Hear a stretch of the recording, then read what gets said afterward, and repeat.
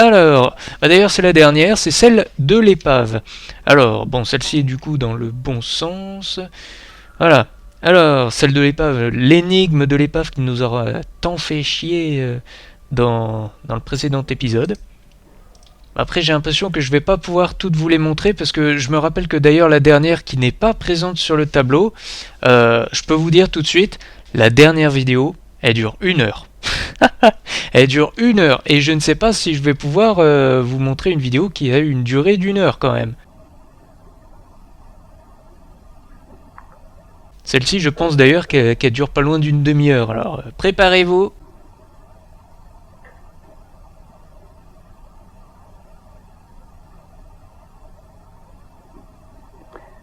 Know yourself as the open, empty, luminous presence of awareness.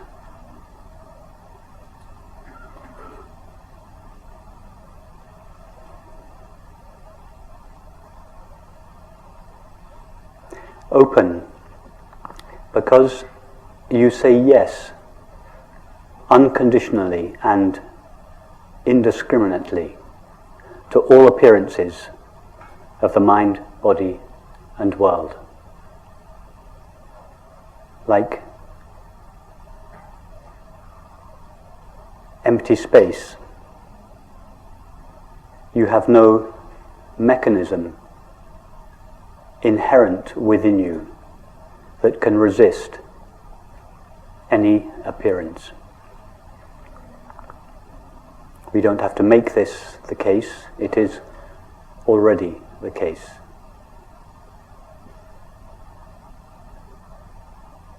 Empty,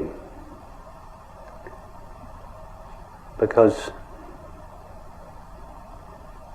although you, I, this aware presence is aware of thoughts, sensations, and perceptions, it is not made out of a thought, a sensation, or a perception. It is made out of pure knowing or awareness.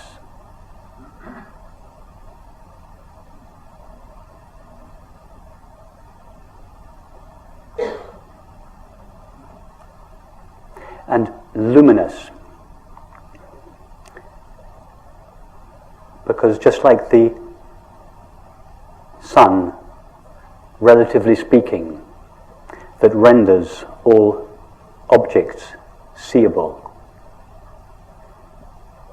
so you, I, this open, empty presence, renders all experience knowable.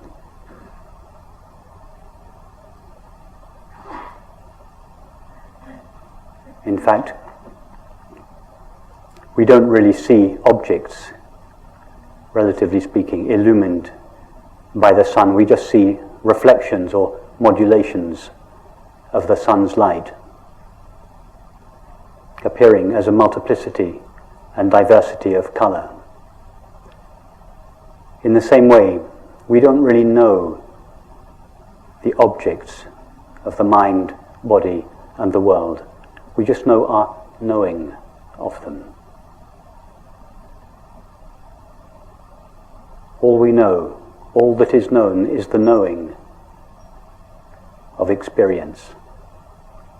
And you are that knowing.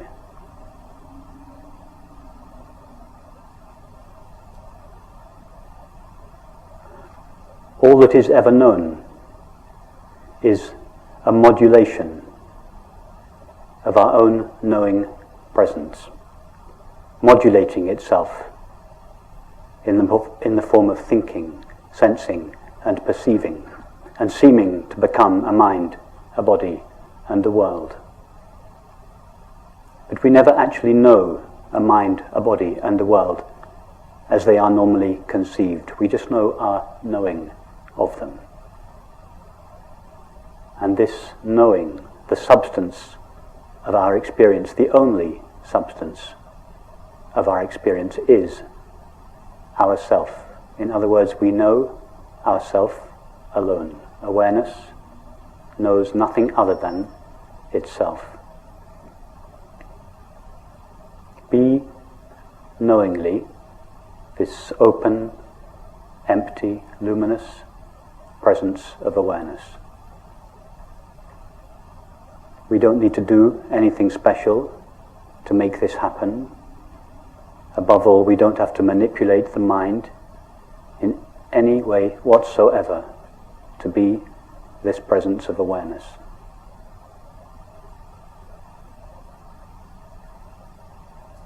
This presence of awareness, which is simply our self, what we refer to when we say I, is ever present.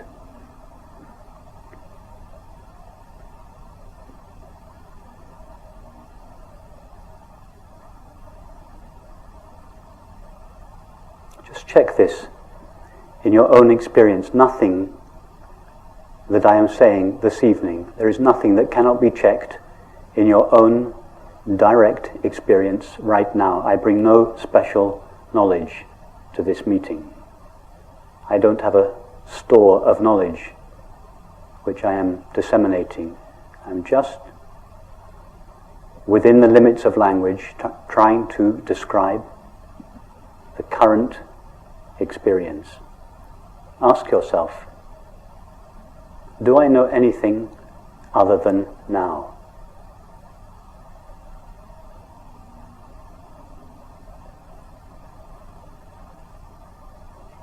Try to experience the not now. Try first to experience the past. It's easy to experience a thought about the past. But what about the actual past to which this thought refers? Try to experience that. Can you step into the past? Can you go 1 second into the past? Or 1 second into the future?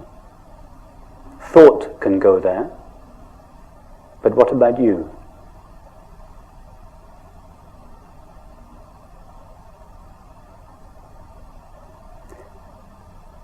Really try to go there to make sure that this is not just an interesting philosophical conversation, but that it is actually your experience.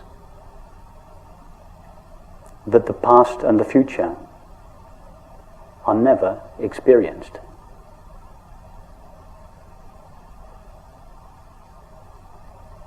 And if the past and the future are never actually experienced, they are only thought about. And that thought about the past and the future is always now. If this past and future are never experienced, what does that say about time?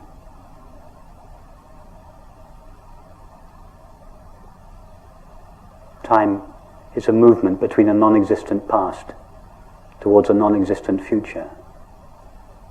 It's a theory, a necessary and valid theory, but a theory that doesn't refer to the reality of our experience.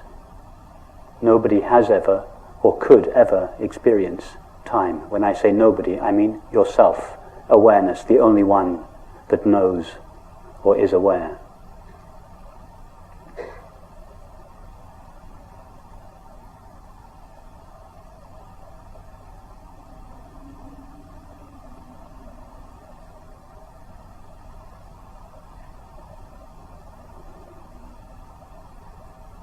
When I arrived off the plane from London in Washington, D.C. last weekend before coming here, the friend who picked me up asked me how the flight was, and she said, "How long did it take?" And I experienced thought being cranked up like an old motor, a little resistant to get going. And for a moment, I could feel the cogs of thought almost moving, trying to work out how much time the flight had taken. Because in my experience, it had been now all the way.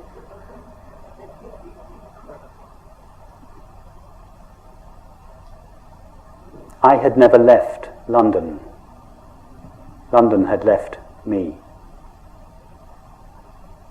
I had never got onto an aeroplane, a flow of sensations and perceptions that thought abstracts and calls a body in an aeroplane, flowed through me. And I never arrived in Washington, D.C. Washington, D.C. arrived in me, or at least the cluster of perceptions that thought calls Washington, D.C. arrived in me. In the same way, nobody ever walked into this room, and nobody is sitting on a chair, and nobody is listening to a talk. A colourful flow of sensations and perceptions appears in awareness. But awareness never goes anywhere or does anything. It is always here and now, not here a place and now a time. Here, this dimensionless, now this timeless presence of our own being. That is our experience, whether we recognize it or not.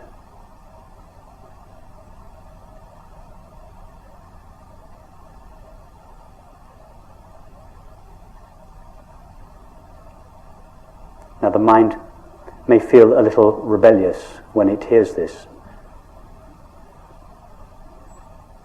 It may say, yes, yes, yes, that's true, but there is an undeniable continuity to my experience. And this undeniable continuity would seem to be evidence of time.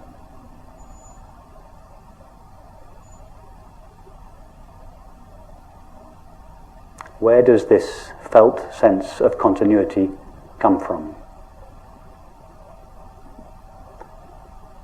All we know of the mind is the current thought or image. And thoughts and images are intermittent. The body is known through sensation, and all sensations are intermittent. All we know of the world is perception, that is, sights, sounds, tastes, textures, and smells. In fact, nobody has ever experienced a world as such, a world as it is normally conceived to be. We just know the current perception. And all perception is intermittent.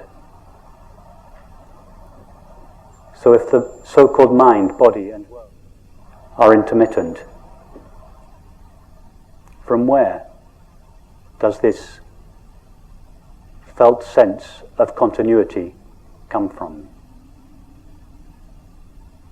It comes from the only thing, if we can call it a thing,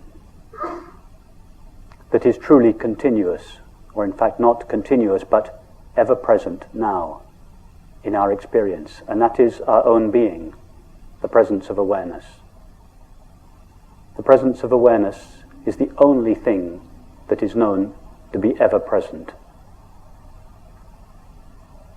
Now the mind knows nothing of awareness because the mind only knows apparent objects.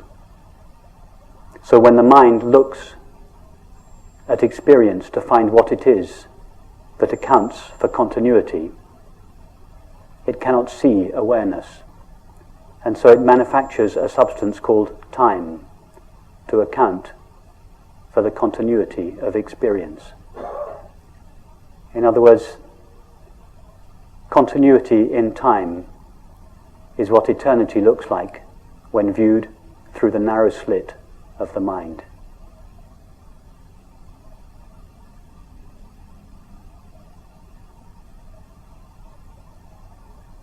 Permanence in space is what the infinite, unlimited nature of awareness looks like when viewed through through the narrow slit of the mind. Continuity and permanence are pale reflections at the level of the mind of the true, eternal and infinite nature of awareness, that is, of our self.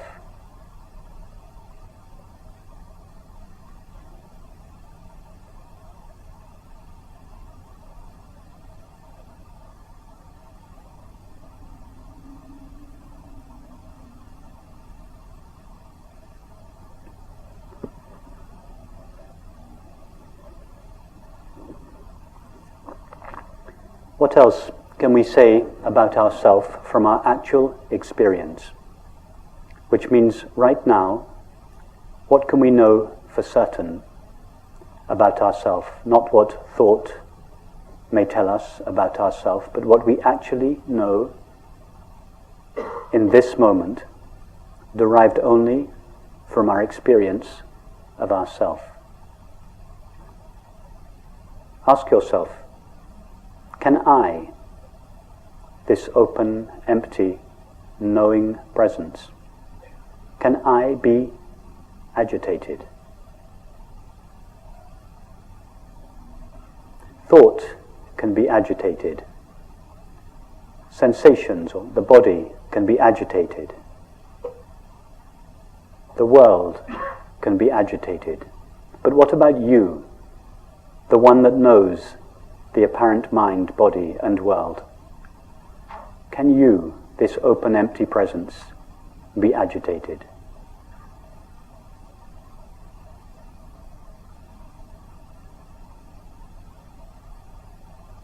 See, in your experience right now, that you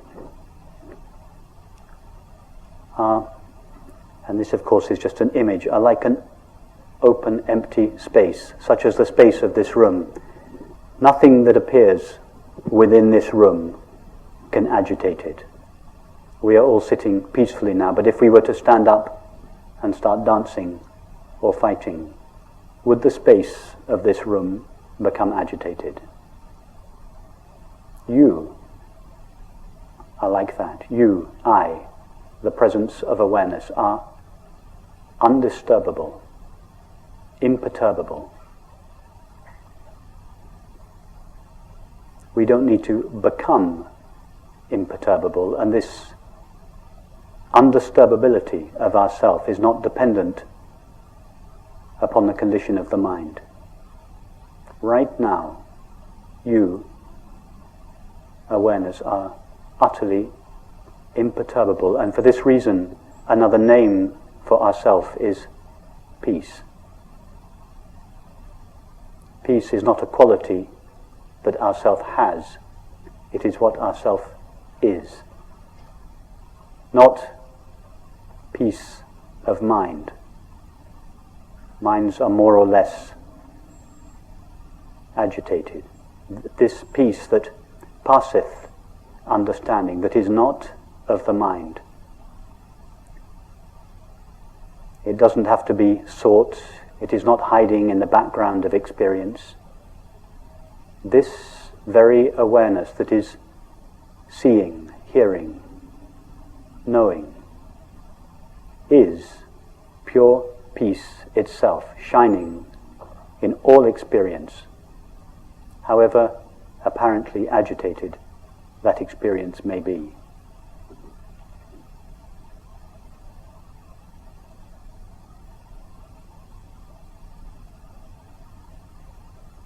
Ask yourself, can I, this presence of awareness, ever lack something? Thoughts can say that something is missing. Feelings can say that something is missing. But what about you?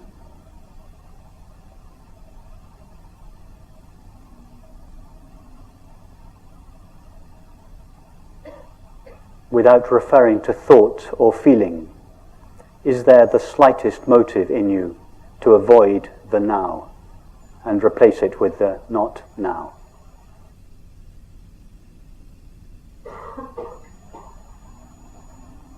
see that in yourself, this presence of awareness, there is not the slightest impulse or possibility to avoid the now. And what do we call this absolute absence of resistance to the now? The absolute absence of resisting what is and seeking what is not. What is the common name we give to this? It is called happiness. We all know that when we are happy, we are by definition not resisting the now and seeking in the past or the future. By happiness, of course, I do not mean a pleasant state of the mind or the body. I mean this absolute impossibility of ourself ever to resist or seek, to resist what is and to seek what is not. So happiness, like peace, is just another name for ourself. It is not a quality that ourself has, it is what ourself is.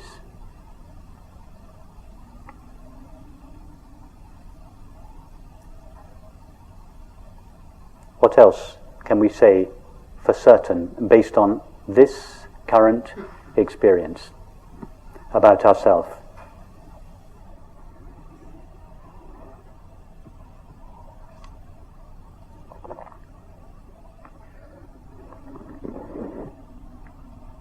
When I was driving here, or being driven here, the day before yesterday, from the airport in San Francisco, I was looking in the wing mirror of the passenger seat, and I noticed the words inscribed at the bottom of the wing mirror. And they said, "Objects in the mirror are closer than you think." A statement of pure non-duality.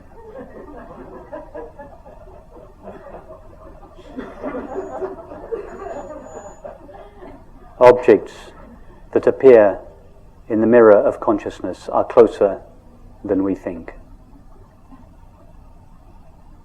How close to a mirror are the objects that appear in it?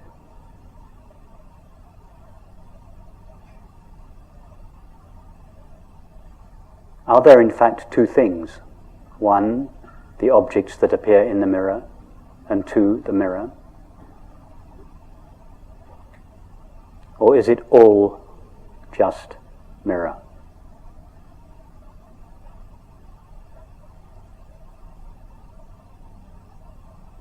All we know of the apparent mind is the experience of thinking.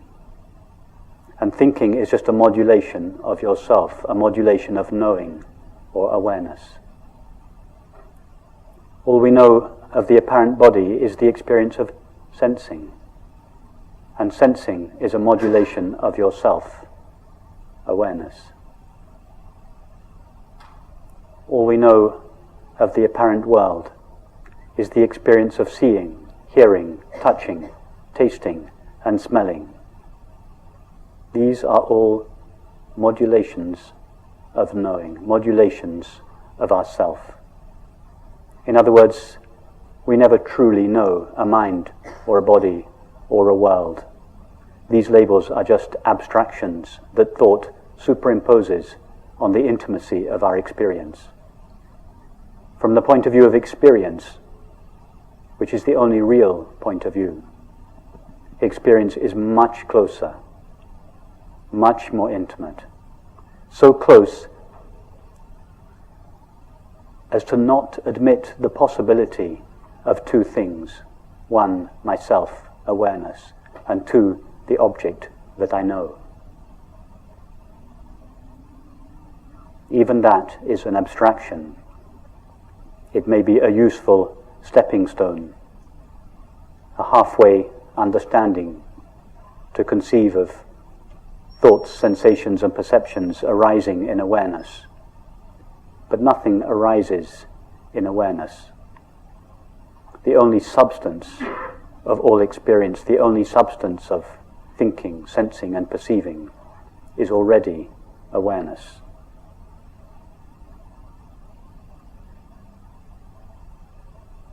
What do we call this absolute absence of two things?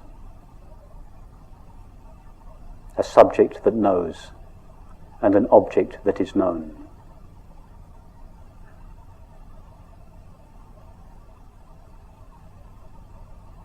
Take now the experience of hearing. Go to the sound of the air conditioning. Forget about the labels sound and air conditioning. Our only knowledge of the apparent air conditioning is the experience of hearing. How close does hearing take place to you? 5 meters away? 10 meters away? Refer only to your experience, not to what thought tells you about sound. Where is hearing? Is it close? Intimate? And in the experience of hearing, can you find two parts? One part that hears and another part that is heard? Or is it just one seamless, intimate substance called myself?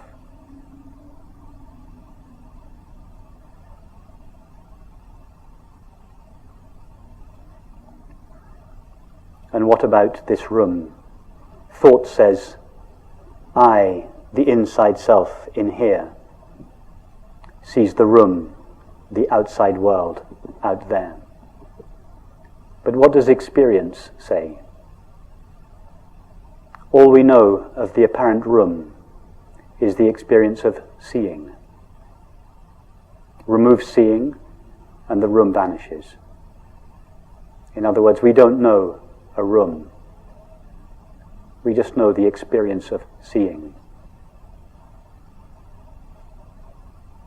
Does seeing take place 5, 10, 15 meters away from yourself? Or is seeing utterly intimate?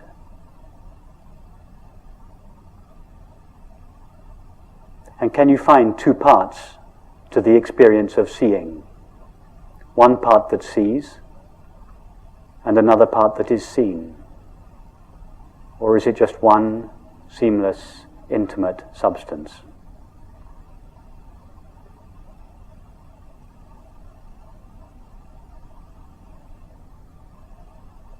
And what is the name, the common name we give to the absolute intimacy of all experience?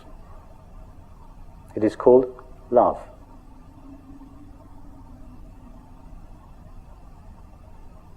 Love is the most familiar experience that we all know, the collapse or dissolution of the sense of a self in here and an object, other or world out there. The collapse of this sense of separateness, distance, otherness, not me-ness, is what we call love.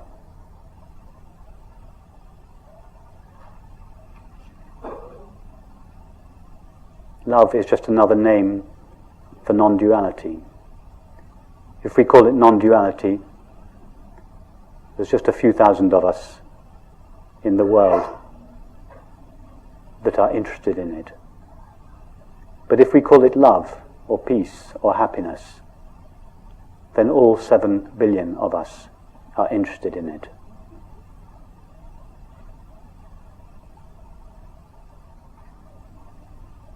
So why is it, if love, peace, happiness are the natural condition of all experience, the substance out of which all experience is made, how is it that it seems not to be experienced.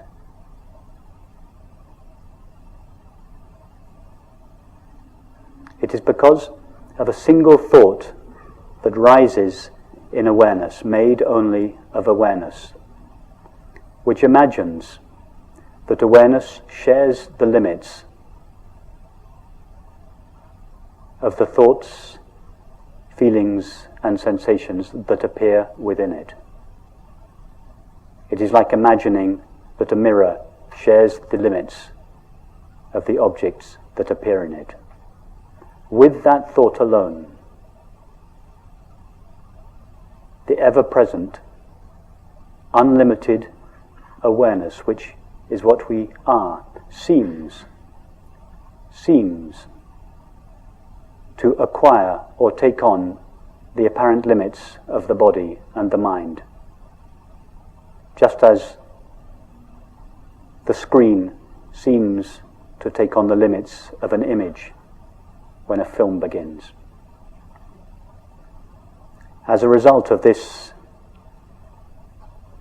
imaginary collapse or contraction of our self, unlimited, eternal awareness into a body and a mind, these qualities of love, peace, and happiness are seemingly veiled. And it is for this reason that the self, the separate self that thought imagines us to be, is always, by definition, on a search in the imaginary outside world for the apparently lost love, peace, and happiness.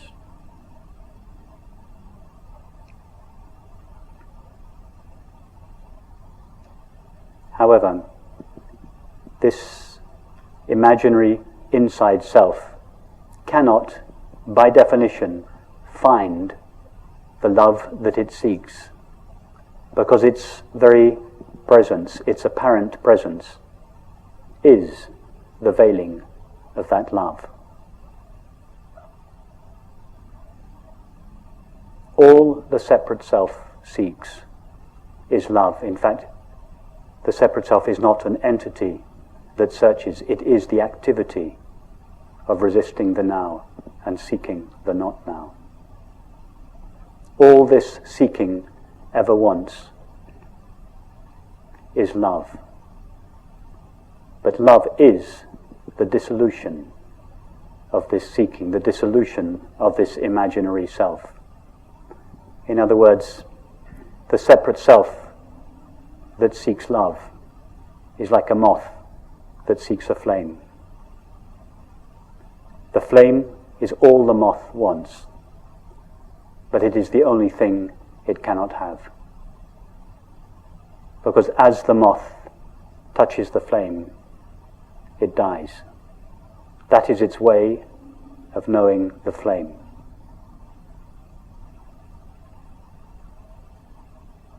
It becomes the flame as it touches it. That is the separate self's way of finding love, by dying in it. The death or dissolution of the separate self is the experience of love.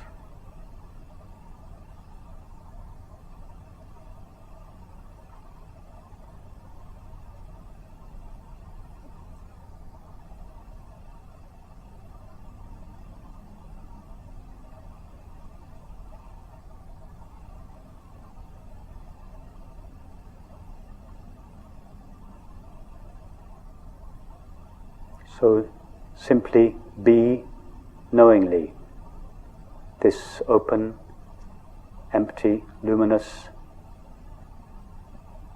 presence of awareness, whose nature, whose inherent nature is love, peace, and happiness. Not a love, peace, and happiness that is in the background of experience that has to be sought, but that is shining in full view at the heart of all experience. In fact, experience is made out of this substance called peace or happiness.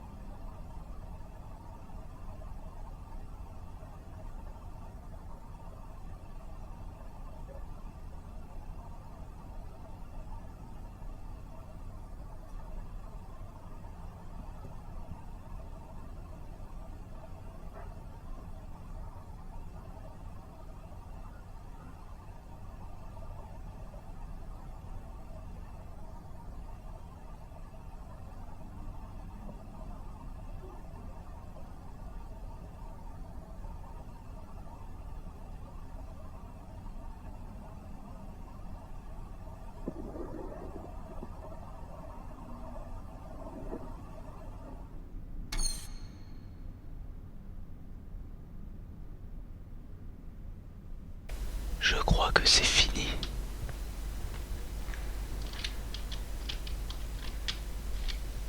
C'était très intéressant ce discours sur la conscience. Et oui, je parle doucement parce que je pense qu'une bonne majorité d'entre vous qui m'écoutent encore dorment peut-être. Du coup, je finis façon ASMR. On va s'éloigner lentement et se retrouver bientôt dans un prochain épisode parce que je pense qu'on a fait le tour de toutes ces petites vidéos très philosophiques. On se retrouve donc dans un prochain épisode sur The Witness